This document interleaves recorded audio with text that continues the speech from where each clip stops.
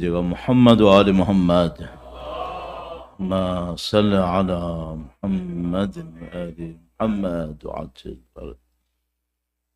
اعوذ باللہ من الشیطان الرجیم.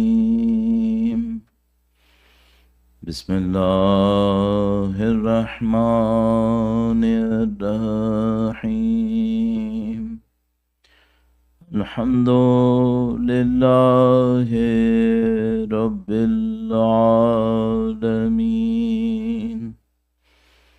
والصلاة والسلام على سید الانبیاء والمرسلین حبیب الہ العالمین ابی القاسم محمد صلی علی آل محمد وعجل فرج وعلى آلہ الطیبین الطاہرین سیما بقیت اللہ فی الارضین. قال اللہ تعالی فی کتابہ الکریم بسم اللہ الرحمن الرحیم. ام حسبت ان اصحاب الكهف والرقیم كانوا من آیاتنا عجبا. درود بھیجیے گا محمد و آل محمد پہ. صلی علی آل محمد وعجل فرجہم. پروردگار عالم کا انتہائی احسان ہے، پروردگار عالم کا بہت شکر ہے کہ اس نے ایک بار پھر ہمیں اہل بیت اطہار علیہ السلام کی مجلس میں بیٹھنے کا موقع نصیب کیا ہے، ان کے ذکر کی سعادت نصیب کی ہے. خداوند متعال کی دی ہوئی اس نعمت کا شکر بجا لانے کے لیے کہ اس نے ہماری زندگیوں کو اتنے مقدس ہدف میں قرار دیا، اتنے مقدس کام میں قرار دیا، اپنی نسلوں کی بقا کے لیے کہ خدا انشاءاللہ قیامت تک ہمیں ہماری نسلوں کو اہل بیت اطہار کی تابعداری میں قرار فرمائے، امام کے ظہور کی تعجیل کے لیے اور ان کی نصرت کی راہ میں شہادت کے لیے. درود بھیجیں محمد و آل محمد. صلی علی محمد و آل محمد وعجل فرجہم. پروردگار عالم نے قرآن کریم کے اندر کئی مقامات پر اصرار کیا ہے کہ اس کی نعمتوں کو کوئی نہیں گن پائے گا.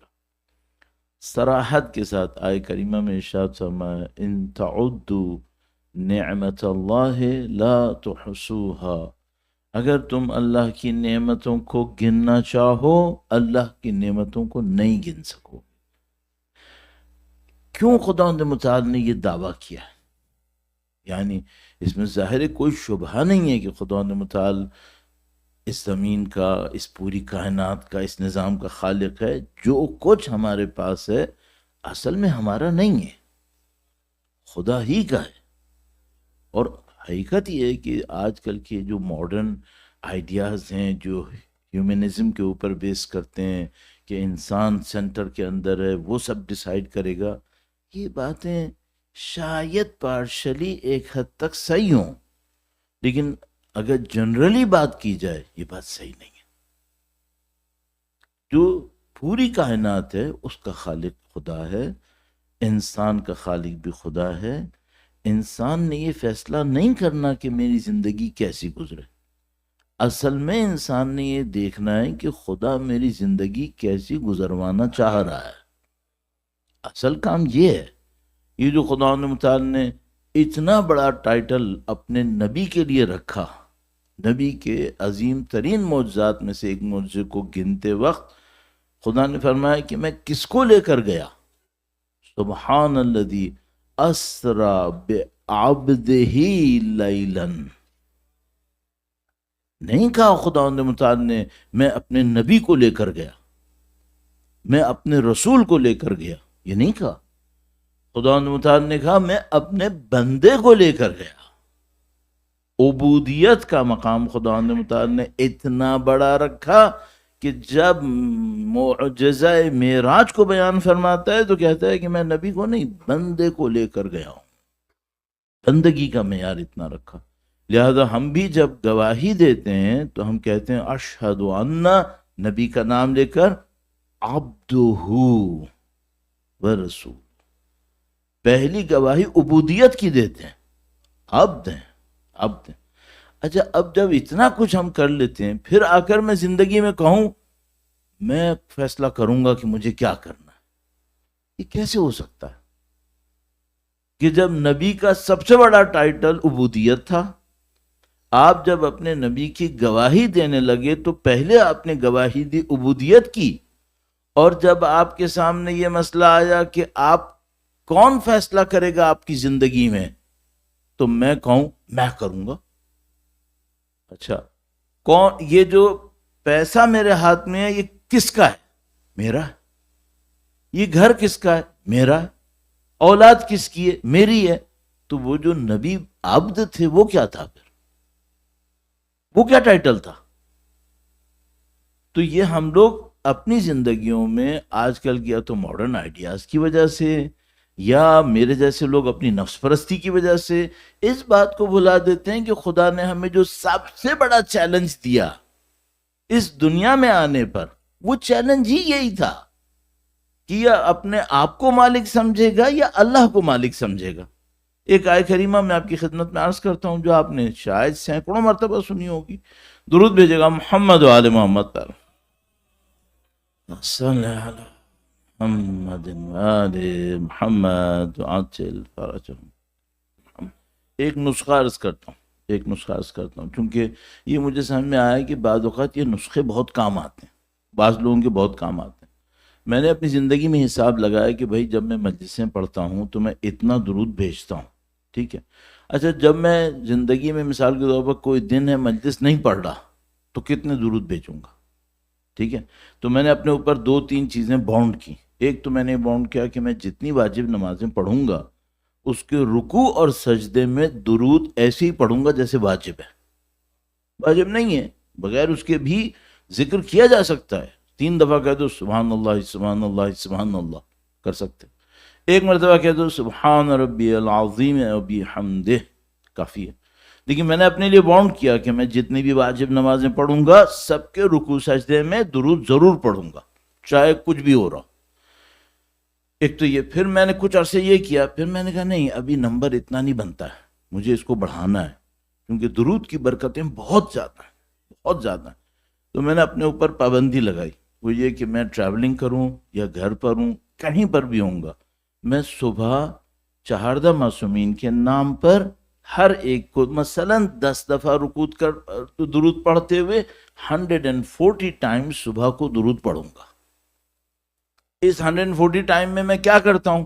میں اللہ کے نبی کے والد گرامی سے لے کر ان کی والدہ، ان کے دادا حضرت ابو طالب، ان کی زوجہ محترمہ امیر المومنین کی والدہ گرامی بی بی خدیجہ کبریٰ، بی بی سیدہ سلام اللہ علیہ امیر المومنین، سب کی زبان پہ درود بھیجیں محمد و آل محمد. صلی علی محمد و آل محمد وعجل. سب پہ درود پڑھتا ہوا میں چلتا ہوں، اور اس کے بعد تمام ائمہ کے نام پر درود پڑھتا ہوا چلتا ہوں. اسی میں ان کی خاص اولادوں کو بھی تذکرہ کرتا ہوں، جیسے بی بی قم میں تشریف فرما ہے ان کا ذکر کرتا ہوں. مولا 5ویں سرکار کے ایک فرزند ایک جگہ پہ شہید ہوئے تھے قم کے نزدیک، اس کا نام ہے مشہد اردحال، وہاں پہ ان کا روضہ ہے، ان کا بھی تذکرہ کرتا ہوں. اسی طریقے سے قم کے اندر حضرت امام ہفتم کی اولاد میں حضرت امام 9ویں امام کی اولاد میں ہیں حضرت موسیٰ مبرقہ، ان کا تذکرہ کرتا ہوں. اس طرح 140 مرتبہ درود پڑھتے پڑھتے وقت کے امام تک آتا ہوں. اچھا اس سے مجھے کیا فائدہ ہو رہا ہے؟ 140 ٹائمز تو کنفرم درود پڑھ ہی لوں گا نا، باقی جو اور میں پڑھوں گا وہ ایکسٹرا پڑھ لوں گا. تو اچھا اس سے میرا اور مقصد کیا ہے؟ ایک تو مقصد درود کی نورانیت، دوسرا مقصد کیا ہے؟ دوسرا مقصد یہ ہے کہ میں ان سب کی ذات پہ درود پڑھتے ہوئے ان سے ایک درخواست کر رہا ہوتا ہوں وہ یہ کہ آپ سب کی ہستیاں بہت محترم ہیں، اور میں مرنے کے بعد، مرنے سے پہلے آپ کا فقیر ہوں، مجھے آپ کی ضرورت ہے۔ میں مر رہا ہوں گا، کوئی میرے کام نہیں آئے گا، یہ کام آئیں گے۔ میں مر جاؤں گا تب بھی میرے یہی کام آئیں گے۔ تو میں ان کی خدمت میں یہ درخواست کرتے ہوئے 140 مرتبہ درود پڑھتا ہوں کہ مولا میں ہر روز آپ کو یاد کر رہا ہوں، التجا ہے کہ میرے مرتے وقت آپ نہ بھولیے مجھے۔ اور یہ خاندان کریم ہے، یہ خاندان کریم ہے، مجھے 100% یقین ہے، 100% یقین ہے کہ اس خاندان کی کرامت اتنی زیادہ ہے کہ جو ان کے لیے کچھ نہ کرے، ان سے توقع رکھے، یہ مایوس نہیں کرتے۔ ہاں، اور ظاہر ہے ہم کچھ کر بھی نہیں سکتے، ہم حقیر ہیں اس کے مقابلے میں کہ ہم کچھ کر سکیں۔ تو جو کر سکتے ہیں کم سے کم ذکر تو کر سکتے ہیں۔ تو میں نے اس کو اپنے لیے پابند کیا کہ مجھے یہ کام کرنا ہے۔ اور یہ بات مجھے اور سمجھ میں آئی، دیکھو ایک بات ہوتی ہے سب کے سامنے بیٹھ کر نعرے لگانا، تو یہ باتیں کرنا یہ آسان ہے، تنہائیوں میں اپنے آپ کو اہل بیت کا حامی بناؤ، تنہائیوں میں اپنے آپ کو اہل بیت کا پابند بناؤ۔ مجھے لگا یہ بہت امپورٹنٹ ہے، تاکہ ایسا نہ ہو کہ ہم لوگ چونکہ محفل اس طرح ہوئی بھی ہے، سب بھیج رہے ہیں تو میں نے بھی بھیج دیا۔ نہیں، آپ تنہائی میں بیٹھ کے بھی کرو، سب کے سامنے بھی کرو، تنہائیوں میں بھی کرو انشاءاللہ۔ پروردگار آپ کی اس بندگی کو، عبادت کو قبول فرمائے۔ آئے کریمہ میں تذکرہ کر رہا تھا، ایک دفعہ پھر اور درود بھیجے گا محمد و آل محمد پر۔ صلی علی وآل وما خلقت الجن والانس الا لیعبدون، میں نے جن کو اور انس کو بس اس لیے خلق کیا۔ ہاں، اب یہاں پہ ذرا سا ایک باریکی ہے۔ 1987 میں پہلی دفعہ ایران سے پاکستان آیا طالب علم بننے کے بعد، کیونکہ 84 میں طالب علم بنا تھا۔ 87 تک میں پاکستان نہیں گیا، 3 سال تک اپنے وطن پہ۔ 3 سال بعد پاکستان گیا تو وہاں ایک صاحب سے میری ملاقات ہوئی، انہوں نے مجھ سے کہا کہ مولانا یہ آیت کریمہ سنی آپ؟ اب مولانا تو مجھے کیا کہتے، میں 20 سال کا جوان بالکل۔ تو انہوں نے کہا آپ نے یہ آیت سنی ہے؟ کہا جی آیت سنی ہے۔ تو انہوں نے کہا یہ بتائیں کہ میں، اللہ نے مجھے خلق کیا عبادت کرنے کے لیے، کتنی دیر عبادت کروں دنیا میں؟ بھائی میں صبح کی نماز پڑھ لوں گا، ظہر عصر کی نماز پڑھ لوں گا، قرآن کریم پڑھ لوں گا، دعا پڑھ لوں گا، 1 گھنٹہ 1.5 گھنٹہ 2 گھنٹہ، باقی میں سوؤں گا یا نہیں سوؤں گا؟ سوئیں گے۔ تو جو اللہ نے مجھے خلق کیا عبادت کے لیے، تو اس کا کیا ہوگا؟ پھر ایک اور مسئلہ ہے، کہنے کہ میں ٹیچر ہوں بھائی، مجھے فزکس پڑھانا ہوتا ہے، میں فزکس پڑھانے جاؤں گا یونیورسٹی میں، کالج میں، تو میری عبادت کا کیا ہوگا؟ اور آپ کہہ رہے ہو کہ اللہ نے خلق اس لیے کیا کہ عبادت کریں۔ تو میں نے ان کو ایک جواب دیا۔ پھر میں ایک دفعہ ایک جواب کا بہت اچھا جواب مجھے ایک اور ملا، وہ نام بھی لیتا ہوں، تھوڑا سا ٹائم تو لگ جاتا ہے۔ پروفیسر قرار حسین صاحب تھے، بہت نفیس آدمی تھے، یہ ایجوکیشنلسٹ تھے، اور ایک زمانے میں بلوچستان یونیورسٹی کے وائس چانسلر بھی تھے، بہت اچھے رائٹر تھے، اور بہت اچھے بولنے والے بھی بہت اچھے تھے، اوریٹر بھی اچھے تھے۔ البتہ بالکل جب ان کا آخری زندگی کا حصہ تھا تو وہ اپنے ایک بیٹے کے گھر پر ایک پروگرام، ایک لیکچر کرواتے تھے ہر ٹیوزڈے کو ایک لیکچر ہوتا تھا۔ تو اس میں بڑے بڑے لوگ آتے تھے، اسپیچز دیتے تھے، اور باقی لوگ جو ہے وہ لسنر بھی ہوتے تھے۔ تو ایک دفعہ ایک بندے نے، کسی نے تقریر میں یہی آیت کریمہ پڑھی، ما خلقت الجن والانس الا لیعبدون۔ تو انہوں نے ترجمہ کیا اسی طرح، میں نے جن و انس کو بس اس لیے خلق کیا کہ میری عبادت کریں۔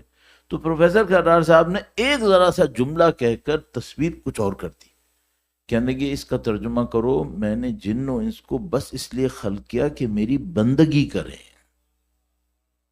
ہاں، عبادت سے لگتا ہے جیسے یہ پارٹ ٹائم جاب ہے، بندگی لگتا ہے فل ٹائم جاب ہے۔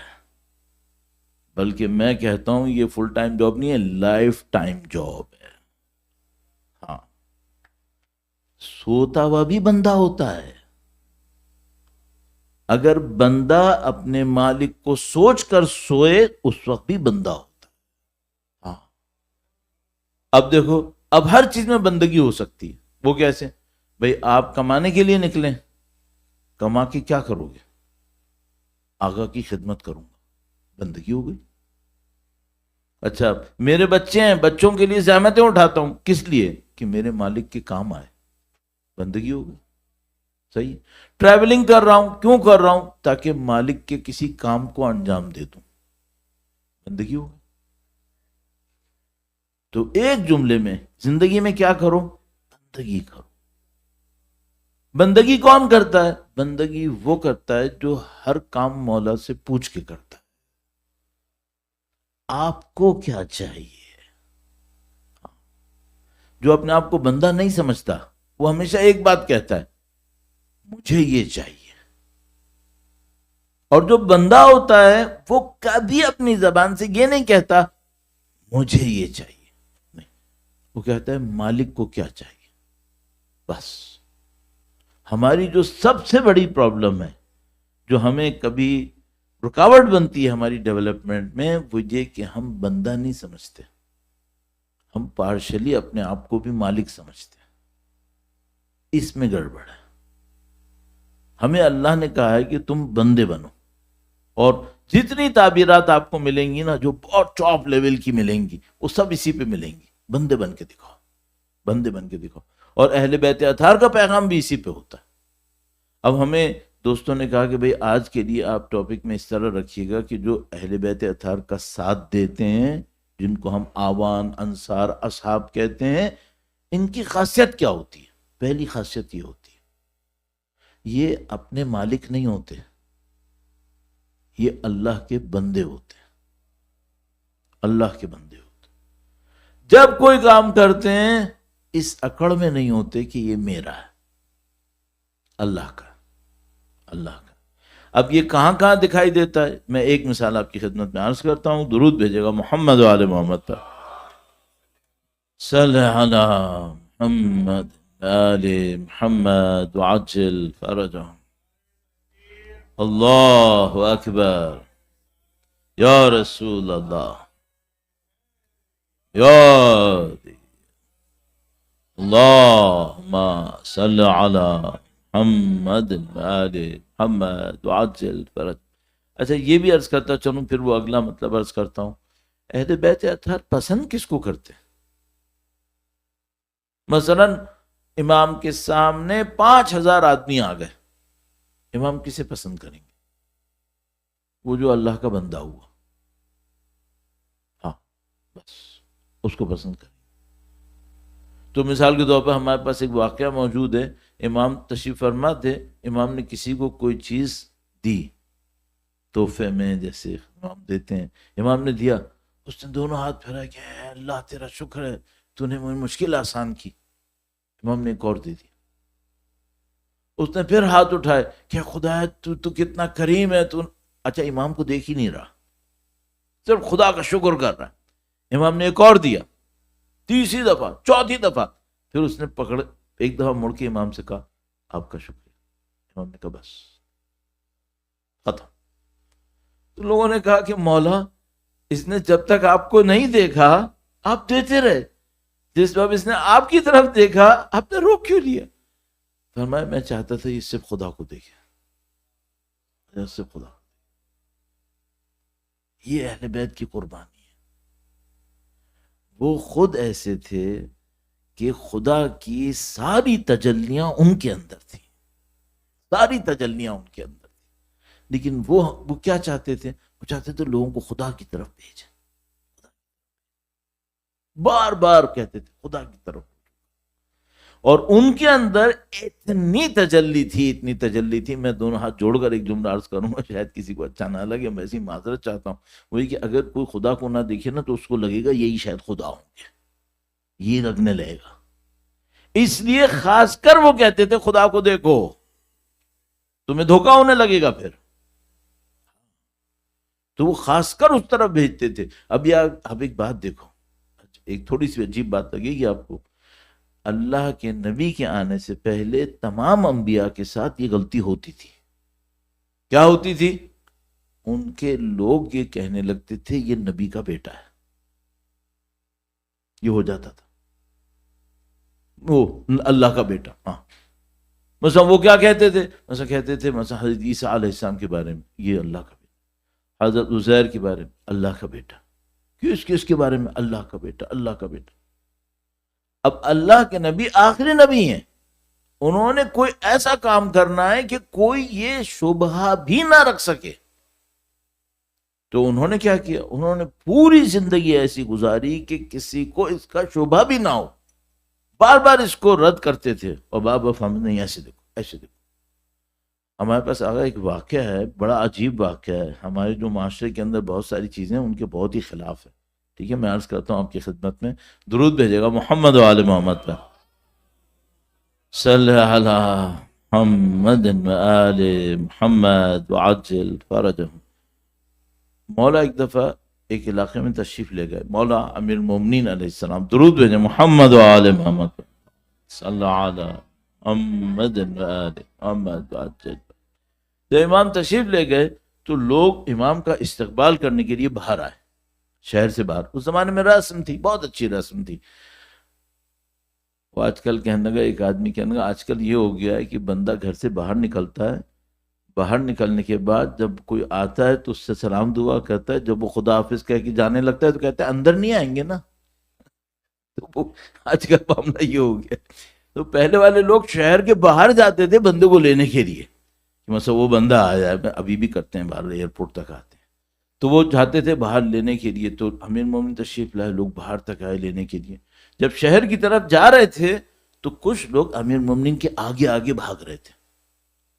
مولانا نے فرمایا تھی کیا کر رہے ہو؟ کہا ہم اپنے جو گورنرز ہوتے ہیں، رولرز ہوتے ہیں، ان کی رسپیکٹ میں ان کے آگے آگے بھاگتے ہیں۔ امام نے فرمایا نہیں، کوئی ضرورت نہیں ہے، ساتھ چلو یا تو تم پیچھے آ جاؤ، آگے آگے میرے بھاگنے کی ضرورت نہیں ہے۔ تو مجھے اس میں ایک بات سمجھ میں آئی، یہ جو ہمارے اسکارٹس چلتے ہیں، امام ہوتے تو نہیں مانتے، امام ہوتے تو نہیں مانتے۔ امام کیا چاہ رہے تھے؟ امام یہ چاہ رہے تھے تم کیوں اپنے آپ کو ایسے کر رہے ہو؟ امام کا مقام کیا ہے کوئی نہیں جانتا، کوئی نہیں جانتا۔ جو کچھ امام کا مقام ہے سو خدا ہی جانتا۔ یہ مقام نہ ہوتا تو خدا نے ان کے زمین پہ آنے کے لیے اپنا گھر کیوں چنا؟ یہ کہ امام کے زمین پہ آنے کے لیے اس نے اپنا گھر چنا، یہ خود بتا رہا ہے کہ امام کا مقام کیا۔ لیکن امام نے کیا کہا؟ امام نے کہا نہیں، میرے آگے پیچھے، آگے نہیں دوڑو، پیچھے ہٹو، ساتھ چلو، ختم ہو گئی بات۔ صحیح؟ اب تو ہمیں اور آپ کو یہ دیکھنا پڑے گا بھئی بندہ خدا کون ہے؟ بندہ خدا وہ ہے جو یہ نہیں کرتا مجھے کیا چاہیے۔ ابھی بدقسمتی ہمارے ساتھ کیا ہو گئی ہے، آج کل کے ایجوکیشن سسٹم میں بچے کو پہلی گریڈ سے ایک بات کہتے ہیں، جو تمہارا دل چاہے کرو، جو تمہارا دل چاہے کرو۔ اچھا، اور خدا ہم سے کیا چاہتا تھا؟ خدا یہ چاہتا تھا کہ ہم یہ سیکھیں کہ میں نے وہ کرنا ہے جو خدا چاہتا ہے۔ یہ مصیبت ہمارے ساتھ ہو گئی ہے۔ اچھا، بچوں کو تو اسکولوں نے سکھایا ہے، یہ بڑوں کو کس نے سکھایا ہے؟ بڑوں نے اپنی اکڑ میں سیکھ لیا ہے، اپنی اکڑ میں سیکھ لیا کہ وہ میں مجھے یہ چاہیے، اور اب یہ سب کیا ہے؟ نہیں، یہ سب صحیح نہیں ہے۔ ہمیں سب وہ چاہیے جو خدا کو چاہیے، بس جو خدا اس کے نبی کو چاہیے، ان کی اولاد کو چاہیے، ہمیں وہ چاہیے، ہمیں وہ کرنا۔ اچھا، میں کہہ رہا تھا یہ سب سے بڑی پرابلم آتی کہاں پر؟ سب سے بڑی پرابلم آتی ہے میرے نزدیک، مجھے جو سمجھ میں آتا ہے، سمجھ میں آتا ہے مطلب کیا ہے؟ غلطی ہوئی میں مان لوں گا، جو مجھے ابھی تک سمجھ میں آ رہا ہے وہ کیا؟ ساری مصیبت آتی ہے ہماری کیریئر پلاننگ۔ ہماری کیریئر پلاننگ کی فاؤنڈیشن کیا ہے؟ کس فیلڈ میں پیسہ بننا ہے؟ اس میں خدا کہاں ہے؟ غائب ہے۔ یعنی میں نے آج تک کوئی کیریئر کاؤنسلنگ کی کلاس نہیں دیکھی جس میں کیریئر بتانے والا کوئی یہ کہے بیٹا وہاں جاؤ جہاں تم اللہ کی اور اس کے بندوں کی خدمت کر سکو۔ میں نے نہیں دیکھا۔ صحیح، یہ ہمارے ساتھ مشکل ہو گئی۔ اچھا، اس کے بعد کیا ہوتا ہے؟ پھر ہم اپنے بچوں کی ساری پلاننگ صرف ایک بات پہ کر رہے ہوتے ہیں، وہاں جائے جہاں سے کما کے لائے گا، ٹھیک ہے؟ اچھا، اب وہ بچہ کما کے لے آیا، اچھا اب فرض کرو 4 بھائی ہیں، ایک بھائی سب سے زیادہ کما کے لایا، ٹھیک ہے؟ اس میں تقویٰ نہیں ہے، فیملی میں رسپیکٹ کس کو ملے گی؟ وہ جو سب سے کما کے لایا. صحیح. اس کے بعد اب میرے باقی بچے دیکھ رہے ہیں کہ میں اس کو زیادہ رسپیکٹ دے رہا ہوں جو کما کے لاتا ہے. ٹھیک ہے. اس کے بعد میں ان تمام بچوں کو جمع کروں گا, بیٹا آپ سب لوگ امام کی نصرت کرنا. تو میرے بچے مجھ سے کہیں گے کہ آپ نے جب کیریئر ہمارے لیے چوز کیا تھا تو امام کی نصرت چوز کی تھی کیا؟ آپ نے ہمارے کیریئر چوز کرتے وقت پیسہ چوز کیا تھا. جب رسپیکٹ دے رہے تھے تو کیا چوز کیا تھا؟ پیسہ. اور میری زندگی میں مجھ سے کہہ رہے ہو میں کروں امام کی نصرت. تو جب تم نے ساری زندگی پیسہ پیسہ کیا تھا تو میں کچھ اور کیسے کروں گا؟ یہ پرابلم ہے. بالکل ہے, سوسائٹی میں ہے, نظر آ رہی ہے. اب اسی طرح آپ لے لو ساری چیزیں. اب آپ کہہ رہے ہو نا آبان و انصار کی کوالٹی کیا تھی؟ آبان و انصار کی کوالٹی تھی بندے تھے, نمبر 1. نمبر 2, اپنی لائف کی تمام ٹاپ پرائرٹیز اہل بیت کی نصرت کو قرار دیتے تھے. ساری پرائرٹیز ان کی یہ تھی ہم نے اہل بیت کی نصرت کیسے کرنی ہے, وہ اس راستے کے اوپر چلاتے تھے. میں ایک عجیب بات دیکھ رہا تھا, یہ جو الحمدللہ سید رضی نے نہج البلاغہ ترتیب دی, صحیح ہے, نہج البلاغہ ترتیب دی. اس نہج البلاغہ ترتیب دیتے وقت کچھ خطبوں کے بارے میں لوگوں نے ڈاؤٹ کیا کہ یہ خطبہ پتہ نہیں نہج البلاغہ میں انہوں نے لکھا ہے یہ امیر المومنین کا ہے یا نہیں ہے. ٹھیک ہے, کچھ لوگوں نے ڈاؤٹ کیا. تو اس کا ایک اسٹینڈرڈ کیا ہوتا تھا؟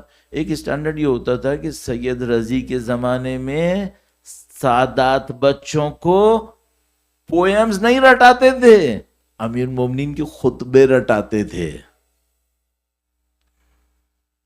ابھی جو ہم لوگ یہ پوئمز رٹاتے ہیں حسد کے ساتھ, ہمٹی ڈھمٹی اور فلاں فلوں فلوں, یہ سب وہ نہیں کرتے تھے. وہ کیا سناتے تھے؟ کیسے بیٹا امام کا وہ خطبہ سناؤ. مقابلے اس پہ ہوتے تھے کہ اس نے یہ خطبہ سنایا, اس نے وہ خطبہ سنایا, اب یہ ٹھیک ہے یہ زیادہ اچھا سناتا. یہ تھا. اس کے بعد ان کے بچے امیر مومنین پہ جان دیتے تھے. نہ کہ پرائرٹی پہلے پیسہ تھا, کیریئر سارا پیسے میں بنوا دیا. اب پاکستان میں ہمارے یہاں بہت معذرت کے ساتھ ایک ہوتا ہے مصیبت, آپ کے یہاں تو کسی اور طرح ہوتی ہے, ہمارے یہاں ایک اور طرح ہوتی ہے. وہ کیا ہوتی ہے؟ اس اسکول میں بھیجو جس کی انگلش سب سے اچھی ہو. اچھا, اب بچے کو وہاں بھیج رہے ہیں اور وہ گھر کے اندر بھی بیٹا کم ہیئر گو دیئر یوں کر رہے ہیں جناب علی. کیوں؟ وہ انگلش سکھانی ہے اس کو. اچھا, اب وہ بچہ بڑا ہو گیا, اب وہ ٹھیک ٹھاک سیکھ گیا سارے کام. بیٹا تم نے امام کی نصرت کرنی ہے. شروع سے تو تم اس کو انگلش سکھانے کے چکر میں گو کا منہ دے کرتے رہے, اور اس کو اس اسکول میں بھیجا اور اس کے ساتھ بیٹھو اور اس کے ساتھ کرو. آخر میں کہہ رہا ہے امام کی نصرت کرنی ہے. کیا دعاؤں میں ہوتی ہے صرف نصرت؟ عمل میں کیا ہوگا؟ اچھا, اپنی زندگی میں سارے ڈیسیشنز پیسے کے اوپر ہوتے ہیں. اپنی زندگی میں سارے ڈیسیشن کس پہ ہوتے ہیں؟ اپنی فیم پر. میری شہرت کیسے ہوگی؟ ایک کام چھوٹا سا کرے گا نہیں, 25 دفعہ انتظامیہ سے اعلان کروائے گا کہ یہ اعلان ہونا ہے کہ یہ تبرک میرا ہے. اس کے بعد کہتے ہیں بیٹا امام کے لیے جان دے دینا. تم تو تبرک نہیں دے رہے یار. اس کو بول رہے وہ جان دے دے, وہ کیسے جان دے گا؟ تم تو تبرک بھی نہیں دے رہے, تبرک بھی اپنے نام پہ دیتے ہو. بھئی یہ سوچنا پڑے گا نا, یہ بچے کوئی آسمان سے تھوڑی اترے ہیں, یہ بچے ہم نے تربیت کرنے ہیں. اچھا, یہ میرے کہے کو نہیں دیکھیں گے, یہ میرے کیے ہوئے کو دیکھیں گے. کیا کیا باپ نے, اس کو دیکھیں گے. تو آپ اور میں اپنے ہر کام کے اوپر ایک بات عرض کروں گا, ہر چیز پر اپنے ایک بات دیکھ لینا. ایک بچہ آپ کو مائکروسکوپ سے دیکھ رہا ہے, ٹیلی اسکوپ نہیں کہہ رہا ہوں, مائکروسکوپ کہہ رہا ہوں. بچے مائکروسکوپ سے دیکھ رہے ہوتے ہیں کہ یہ کر کیا رہے ہیں یہ لوگ. بولتے کچھ نہیں ہے, بولتے کچھ نہیں ہے. میں اسکول میں پڑھاتا تھا, یقین مانو آپ, اسکول میں پڑھاتا تھا, تقریباً میں عرض کیا کتنے سال پڑھا. میں کبھی بچوں کے ساتھ بیٹھ کے ایسی بچوں کے ساتھ بیٹھ کے باتیں کرتا تھا, تو وہ بچے کبھی کسی اور ٹیچر کی بات لے آتے تھے, تو میں اوائڈ کرتا تھا کہ ٹیچرز کے بارے میں بات نہ کروں. کبھی کبھی میں ان کی باتیں سنتا تھا, تو میں دیکھتا تھا کہ میں جو اسٹاف روم میں بیٹھا ہوں اور میں ٹیچرز کو جانتا ہوں, مجھ سے زیادہ یہ بچے ٹیچرز کو جانتے ہیں، مجھ سے زیادہ. یعنی ایک ایک بچے کو پتا ہوتا تھا اس ٹیچر کی ڈیپتھ اپنی فیلڈ میں کتنی ہے، ایک ایک بچے کو پتا ہوتا تھا. تو میں ایسے ہی بتا رہا ہوں، یہ جو بچے یہاں پہ آ رہے ہیں نا، انہیں سینٹر میں آنے والے ہر بزرگ کے خلوص کا اچھی طرح سے پتا ہے، یا خلوص کا یا جلوس کا، سب پتا ہے کون کس کے لیے کر رہا ہے. آپ یہ مت سمجھتے ہیں یہ آبزرو نہیں کر رہے، یہی آبزرو کر رہے ہیں، یہی سیکھیں گے بھی، یہی سیکھیں گے. اور اس کے بعد کیا ہوتا ہے، جب یہ خدا نہ کرے نعوذ باللہ تعالی کبھی یہ مجھ سے خار کھا جائیں اپنے باپ سے، تو بدلہ کس سے نکالتے ہیں؟ دین سے. جب یہ مجھ سے چڑھیں گے نا میری کسی بات سے، تو بدلہ نکالیں گے میرے دین سے، کیونکہ ان کو پتا ہے اس کو دین سب سے اچھا لگتا ہے. یہ مشکل ہے. تو اگر میں اور آپ چاہ رہے ہیں اپنے بچوں کو امام کی نصرت کی طرف لے کر جائیں، میں آپ کو بولتا ہوں آل ٹوگیدر گیم ڈفرینٹ ہے. یہ گیم باتوں کا ہے ہی نہیں اصلا، ایک گیم ہی کچھ اور ہے. تو وہ گیم کیا ہے؟ وہ گیم یہ ہے کہ بھائی آپ کو very foundation of your own life میں جا کر یہ دیکھنا ہوگا میری زندگی کی فاؤنڈیشن کس چیز کے اوپر ہے. اگر وہ کچھ اور تھی پھر یہ زبان سے کہنا یہ کافی نہیں ہوگا. درود بھیجے گا محمد و آل محمد پر. صلی علی محمد و آل محمد وعجل فرجهم. اچھا، اگر کوئی مجھ سے کہے مولانا شروع کہاں سے کرنا ہے، یہ بتاؤ شروع کہاں سے کرنا. ٹھیک ہے، اب جو پیچھے ہوا ہو چکا، ٹھیک ہے، اب پیچھے کو پیٹنے کی کوئی ضرورت نہیں ہے. اب یہ بتاؤ آگے کے لیے کیا کرنا. ہاں، آگے کے لیے مجھے ایک چیز سمجھ میں آتی ہے، اور آج کل بہت ساری باتیں مختلف ٹاپکس پہ ہوتی رہتی ہیں. چونکہ میں اس سلسلے میں یہاں پہ یہ آخری مجلس کے آخری منٹس ہیں، تو میں آپ کو ایک بہت امپورٹنٹ بات کہہ کر انشاءاللہ اختتام کرتا ہوں. ایک بار پھر درود بھیجیں محمد و آل محمد پر. صلی علی محمد و آل محمد وعجل فرجهم. میں نے بہت زیادہ اس کے اوپر غور کیا ایک زمانے میں. یہ بات ہے تقریباً مجھے یاد آتا ہے 92-93 کی، میرے خیال میں اس وقت کا تھا، کہ ہم لوگ جو زندہ ہیں وہ اصل میں کس بات کے لیے زندہ ہیں. باقی تو چلو بہت ساری چیزیں ہیں، اصل میں جو زندہ ہیں وہ کس بات کے لیے زندہ ہیں. تو وہ وہی ہے جو آپ اور میں روزانہ اپنی زبان سے کہتے ہیں، لیکن ہمیں اس کا مطلب ذرا کم پتہ ہوتا ہے. وہ کیا ہے؟ اس کو کہتے ہیں قربتاً اللہ، اللہ کی قربت کے لیے. ہر کام اس کے لیے ہوتا ہے. اچھا، اللہ کی قربت کیا ہوتی ہے؟ بہت سادہ سی بات. اللہ کی قربت یہ ہوتی ہے کہ آپ کے اندر میرا جو انسان ہے اس انسان کی کوالٹیز وہ ہوں جیسے خود خدا کا ہے. خدا کی کوالٹیز کیا ہیں؟ خدا رحمان و رحیم ہے، تو مجھے کیا ہونا چاہیے؟ رحم دل ہونا چاہیے. خدا رزاق ہے، دینے والا ہے، مجھے کیسا ہونا چاہیے؟ دینے والا ہونا چاہیے. خدا نے متعال عادل ہے، عادل ہے، عدل کرتا ہے، مجھے بھی جسٹس کرنا چاہیے. یعنی آپ لائف کی جو بھی سپیریئر کوالٹیز نکالو گے، سب سے سپیریئر اللہ کے اندر ہوگی. ہم سے کیا چاہتا ہے؟ ہم سے چاہتا ہے چھوٹے انسان مت بنو. چھوٹے انسان کیا مطلب؟ پیسے کے حساب سے نہیں، کوالٹی کے حساب سے. ڈگنیٹی دکھاؤ، عزت دکھاؤ. اس کو کہتے ہیں عزت. عزت یہ نہیں ہے کہ میرے پاس گاڑی کون سی ہے، گھر کون سا ہے، نیشنلٹی کون سی ہے، یہ کیا ہے، وہ یہ عزت نہیں ہے. یہ عزت ہوتی نا تو فرعون سب سے زیادہ عزت والا تھا، اور وہ اللہ کے سامنے بے عزت تھا. سب سے بڑی عزت خدا کس میں دیکھتا ہے؟ خدا عزت اس میں دیکھتا ہے تم میری کوالٹیز اپنے اندر لے کر آؤ. خدا اس کو دیکھنا چاہتا ہے. اچھا، یہ جو میں صبح بھی اپنے برادر کے ساتھ ایک بات کر رہا تھا کہ اس وقت ہماری سوسائٹی میں جو بہت بڑی پریشانی ہے، جو اندر ہی اندر لوگوں کو قتل کر رہی ہے. ٹرولی اگر مجھ سے کوئی کہے ماس مرڈر اندر اندر ہو رہا ہے، وہ کیا ہے؟ وہ ہے ڈپریشن. لوگ ڈپریشن کی وجہ سے اندر ہی اندر گھل رہے ہیں، مر رہے ہیں. سامنے سامنے ہنستے ہیں، کھیلتے ہیں، کودتے ہیں، سارے کام کرتے ہیں، اندر اندر کچھ اور ہے. صحیح. تو تو مجھے اس کے اوپر بہت غور کرنا پڑا کہ بھائی یہ جو ڈپریشن ہے اس کی پرابلم کیا ہے. اچھا ہم سب کو معلوم ہے کہ اس ڈپریشن میں پیسے سے کچھ مسئلہ حل نہیں ہوتا, وہ بھی ڈپریشن میں جاتے ہیں. اور عجیب بات جو میں بار بار عرض کرتا ہوں, آخری جو ہمارے پاس اسٹڈیز ہیں اس کے مطابق سب سے ڈپریس جنریشن اس وقت 18 to 24 ہے. یہ بہت ہی عجیب ہے. سب سے لونلی جنریشن اس وقت, پہلے 65 سے اوپر تھی, اس وقت 18 to 24 سب سے لونلی جنریشن. اچھا اس کے کانٹیکٹس کم ہے کیا؟ سب سے زیادہ کانٹیکٹس اس کے پاس ہیں, سب سے زیادہ گیجٹ اس کے پاس ہیں, سب سے زیادہ گیدرنگ اس کی ہیں, لیکن یہ لونلی ہے, دی لونلیسٹ. کیوں ایسا؟ اس کو ہمیں سوچنا پڑے گا. اور یہ جو ڈپریشن ہے, انگزائٹی ہے, یہ اندر اندر لوگوں کو ختم کر رہی ہے. اور اس کی وجہ سے ایڈکشنز ہیں, اس کی وجہ سے پتہ نہیں کیا کچھ علم گلم سب چیزیں آ گئی ہیں. اور یہ سب, اب اس کا اصل راز کہاں پر ہے؟ اب اس میں کوئی مجھے بتائے گا کہ مولانا اصل میں جو شوگر زیادہ کنزیوم کرتے ہیں نا, اس سے یہ کیمیکل ریئیکشن ہو جاتا ہے, اس کی وجہ سے یہ ہوتا ہے, یہ پتہ نہیں صبح کو سن لائٹ نہیں لیتے نا, اس کی وجہ سے یہ ہو جاتا ہے, پتہ نہیں کیا کچھ بولیں گے.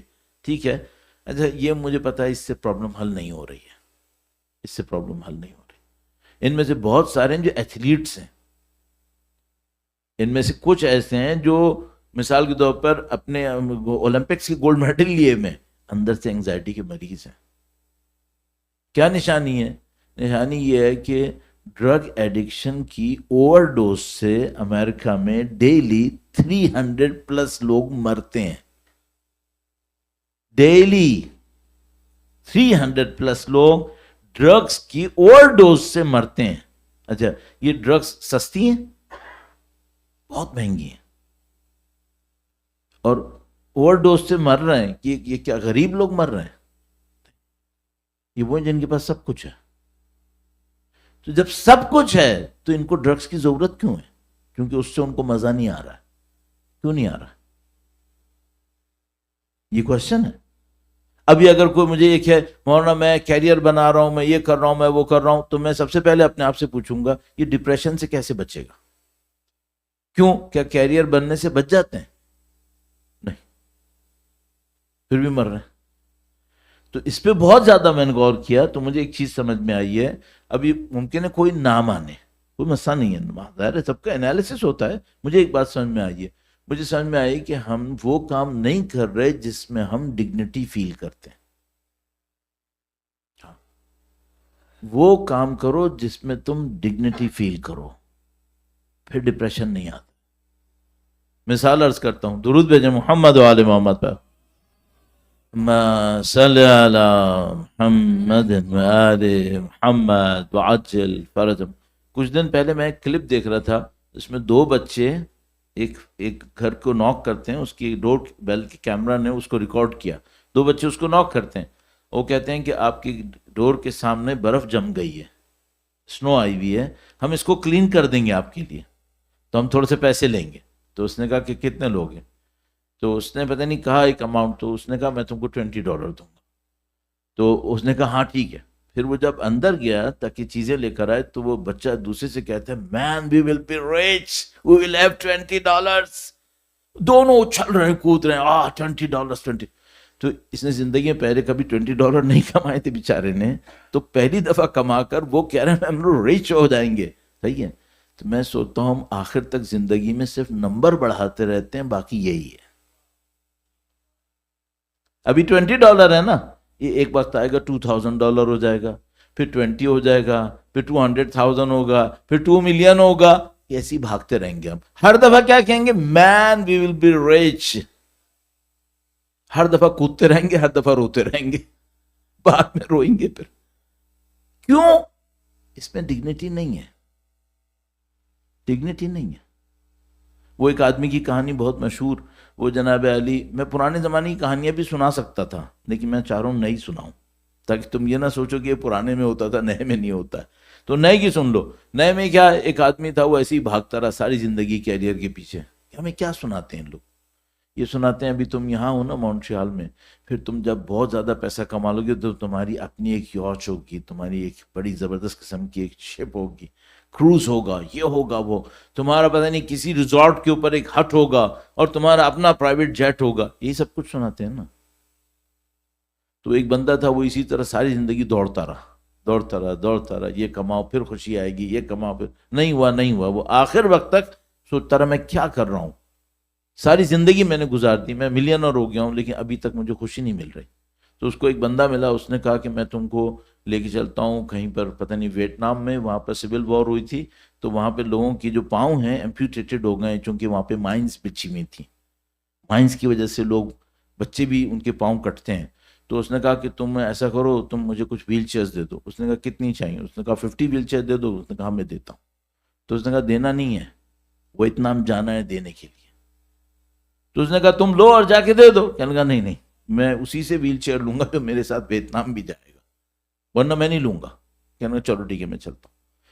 تو وہاں چلا گیا، اس کو کھڑا کیا کہ بھائی اب 50 بچے آئیں گے جن کے پاؤں کٹے ہوئے ہیں، تم سے ویل چیئر لیں گے. اس نے کہا ٹھیک ہے. تو وہ ویل چیئر دے رہا تھا تو ایک بچے نے اس کا ہاتھ پکڑ لیا، جو بچہ ویل چیئر لینے آیا تھا وہ لنگڑا تھا، تو اس نے اس کا ہاتھ پکڑ لیا. تو اس نے ہاتھ پکڑا اور اس کو گھور کے دیکھا، غور سے دیکھا بچے نے. تو اس نے ٹرانسلیٹر سے پوچھا کہ اس کو کوئی ضرورت ہے ویل چیئر کے علاوہ، اسے کچھ چاہیے، اس کو پوچھو کیا چاہیے اسے. تو اس نے بچے سے پوچھا کہ تم کو ویل چیئر کے علاوہ کچھ اور چاہیے؟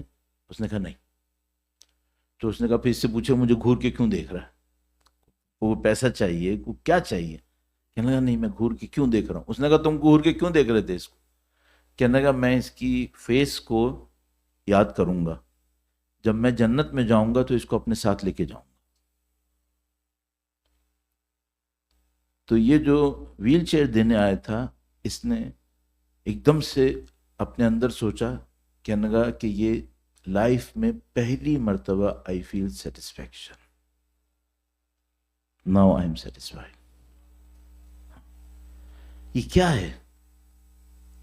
دینا، to give is to have dignity. تم ڈگنیٹی کے پیچھے جاؤ، کبھی ڈپریشن نہیں آئے گا. ڈگنیٹی کے پیچھے جاؤ. اہل بیت اطہار اپنے اصحاب میں ان کو پسند کرتے تھے جن میں ڈگنیٹی ہوتی تھی. کس کی طرح؟ حضرت ہور کی طرح. ہمیشہ ایک جملہ اپنے ذہن میں رکھنا، میں اپنے لیے بھی رکھتا ہوں، تمہارے لیے بھی کہہ رہا ہوں، کیا؟ شو سم ڈگنیٹی. میں کوئی بڑا آدمی نہیں ہوں، تھوڑی سی دکھا سکتا ہوں، تھوڑی سی دکھاؤ، کچھ ڈگنیٹی دکھاؤ. اچھا آپ کہو گے میں کہاں سے ہوں، میں 50 ویل چیئر لاؤں ویتنام جانے کے لیے؟ نہیں، اس کے چھوٹے نسخے بھی ہیں. درود بھیجیں محمد و آل محمد پر.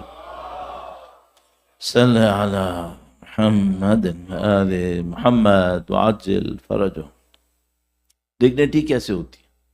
چھوٹی اچھا چھوٹی چیزوں میں لانا ہے، بڑی چیزوں میں نہیں لانا ہے، چھوٹی چیزوں میں لانا ہے. وہ کیا ہے؟ مثلا آپ بیٹھے ہو، ابھی آپ یہاں سے نکل رہے ہو، فرض کرو ابھی تو یہاں سے زیادہ لوگ نہیں ہیں باہر، لیکن اگر نکلتے ہوئے رش ہے، تھوڑا سا ڈگنیٹی دکھاؤ، پیشنس دکھاؤ، لوگوں کو پہلے نکلنے دو. ٹھیک ہے؟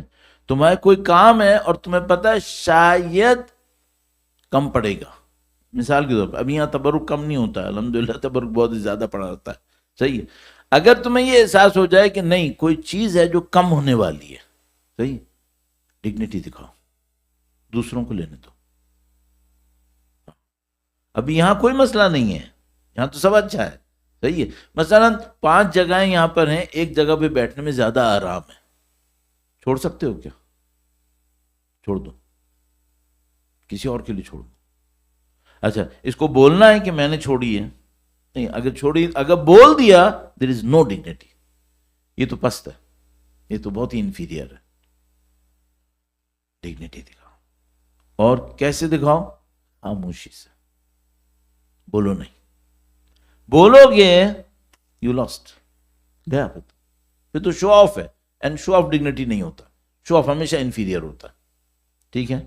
تو آپ چھوٹے چھوٹے کام کرو جس میں کچھ ڈگنیٹی ہو. کسی کی ہیلپ کرو بغیر بتائے. بغیر بتائے. اچھا خدا یہ موقع دے گا یا نہیں دے گا؟ بہت دے گا. اور میں یقین مانو اپنی زندگی کو دیکھتا ہوں نا، میں 60 کے قریب ہوں، میں نے خود اپنی زندگی میں ٹریولنگ کی ہے، یہ کیا وہ کیا، تو مجھے یہ سمجھ میں آتا ہے کہ بعض اوقات اتنا چھوٹا سا کام سیٹسفیکشن دیتا ہے جو کاؤنٹ بھی نہیں ہوتا ہے، کاؤنٹ بھی نہیں ہوتا ہے. بعض اوقات ہوتا ہے چھوٹا سا ایک کام ہوتا ہے، آپ کو ادھر کچھ کرنا ہوتا ہے. میں پاکستان میں تھا، کراچی میں، ایک دفعہ روڈ گرڈ ہوئی بھی تھی، بالکل لاک، ہر طرف سے گاڑیاں پھنس گئی ہیں، یہ ہو رہا ہے وہ ہو رہا ہے. تو مجھے فرض کرو رائٹ ٹرن لینا تھا، سامنے سے کچھ ٹریفک نے اسٹریٹ جانا تھا، اب ساری گاڑیاں ایک دم کراس میں آ گئی ہیں، تو کوئی کسی کو جگہ نہیں دے رہا تھا. تو میری بھی لیفٹ سے گاڑیاں ادھر ادھر جا رہی تھیں، تو میں نے سامنے سے دیکھا ایک لیڈی ہے، وہ بیچاری بہت نروس ہو رہی تھی کہ وہ اس سیکشن کو کراس کیسے کرے. بالکل پاگل ہوئے تھے لوگ، سب مارنے کو دوڑ رہے جیسے. تو وہ لیڈی بہت پریشان لگ رہی تھی مجھے، تو مجھے رائٹ ٹرن لینا تھا. تو میں نے کہا کہ اگر میں رائٹ ٹرن لے کے نکل گیا تو یہ پھنس جائے گی، اس کو نہیں ملے گا. تو میں نے کیا کیا، میں نے اس کے لیفٹ پہ لا کر، کیونکہ ہمارے ٹریفک تو اس طرف سے ہوتی ہے نا، لیفٹ سائڈ پہ چل رہی ہوتی ہے، تو میں نے لا کر اس کو ذرا سی اسپیس دی کہ وہ نکال لے. صحیح ہے، وہ اس نے نکالی، وہ چلی گئی. پھر میں نے اپنے گاڑی گزر دی، میں تو مرد ہوں، میں سامنے تو کون آئے گا، میں نے گزر دی، کہیں نہ کہیں نکال کے لے گیا. کتنے سیکنڈ لگے؟ 2 سیکنڈ، 3 سیکنڈ. بلیو می، یہ خاتون کئی سال کے بعد مجھے کال کرتی ہے، یہ خاتون. اس نے کہا مولانا میں نے آپ کو گاڑی میں پہچان لیا تھا جب آپ نے گاڑی میرے لیے روکی تھی، اور میں خدا سے یہ کہہ رہی تھی، خدا مجھے لگ رہا ہے تو نے میرے لیے فرشتہ بھیجا ہے، ورنہ میں یہاں سے نکل نہیں سکتی تھی. میں فرشتہ نہیں ہوں بھائی، میں انسان ہوں. ٹھیک ہے، آف کورس میں نے کسی بھی وجہ سے کیا تھا، لیکن میں کہہ رہا ہوں کتنی دیر کے لیے کیا تھا؟ 2 سیکنڈ. صحیح. خدا بھول گیا؟ خدا نہیں بھولا، نہ وہ عورت بھولی. اس نے بعد میں یاد دلا کر مجھے کال کیا، میرا شکریہ کیا، کئی سال کے بعد، کئی سال کے بعد. صحیح. آج تک میں اس کے تھینکس کہنے کی سیٹسفیکشن اندر فیل کر رہا ہوں.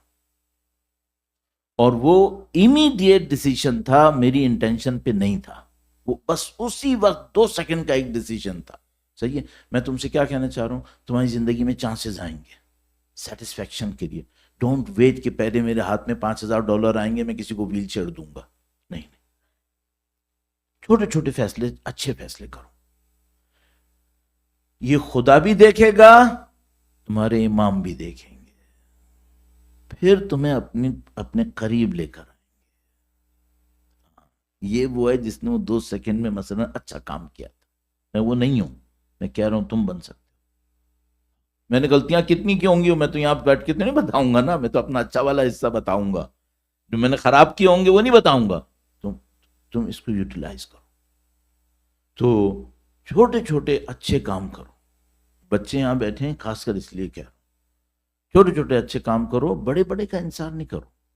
جب تم یہ چھوٹے چھوٹے ٹیسٹ پاس کرتے چلے جاؤ گے، خدا تمہیں اپنے نبی کے نزدیک آنے کا موقع دے گا، اپنے امام کے نزدیک آنے کا موقع. ایک اور مثال دوں گا پھر سے میں تمام کروں، بہت دیر ہونے والی ہے. ویسے جو مجھے ٹائم دیا تھا میں اس کے اندر ہی ہوں، ابھی باہر نہیں نکلا ہوں، لیکن میں ابھی اس کو ختم کرتا ہوں. ایک مثال اور دیتا ہوں، درود بھیجیں محمد و آل محمد پر. ما صلی علی محمد و آل محمد وعجل فرج. بہت ٹف چیز ہے، بہت ٹف ہے. وہ کیا ہے؟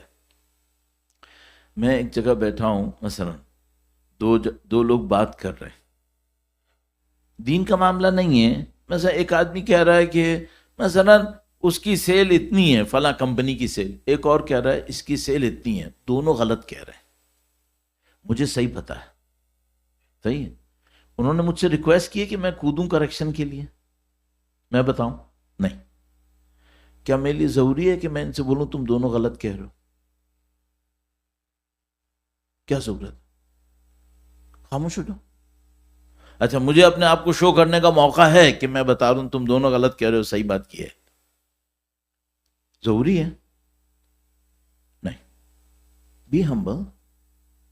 کیوں؟ سپیریئر بننے کا موڈ ہے. اللہ کو پسند نہیں ہے یہ. ایک دفعہ معاملہ ہوتا ہے دین کا، حق کا، باطل کا، وہاں تم بولو، حق کے سامنے حق کے لیے کھڑے ہو جاؤ، جان دے دو اپنی.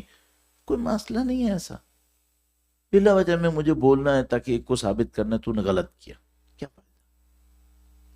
تھوڑے سے ہمبل ہو جاؤ، صحیح ہے؟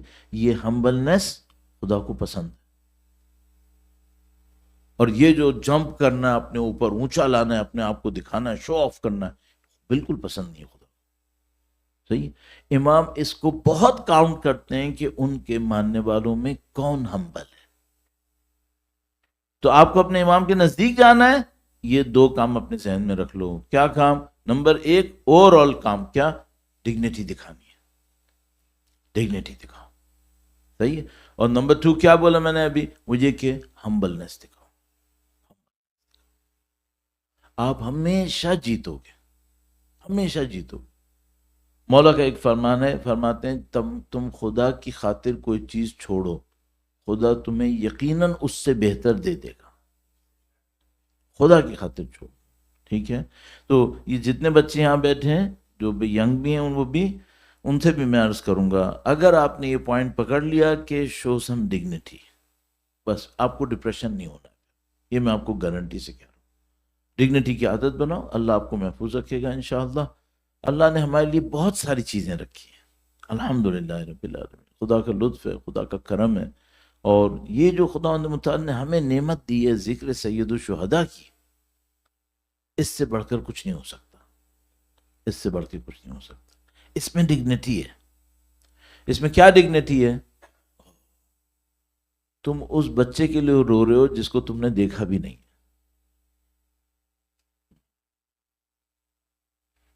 ابھی دیکھو کتنی عجیب بات ہے، ہم 1400 ایئرس کے ڈسٹنس کے اوپر بیٹھے، صحیح ہے؟